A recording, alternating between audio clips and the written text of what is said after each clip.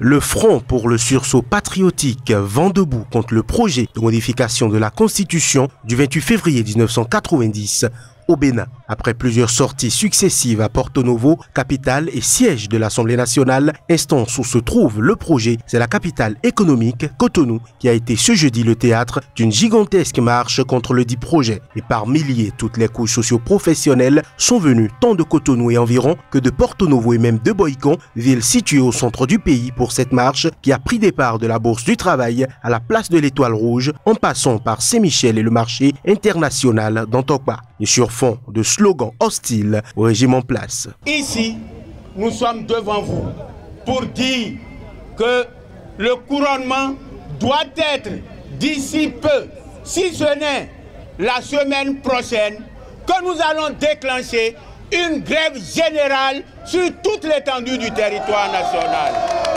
Pour le Front et ses membres, la seule option qui reste au gouvernement, c'est le retrait pur et simple du projet, car les griefs qui y sont faits sont nombreux. Dans cette constitution, il est écrit quelque part que si le président est en fonction, quelle que soit la faute qu'il commet, même s'il vole, on ne peut pas le garder à vue.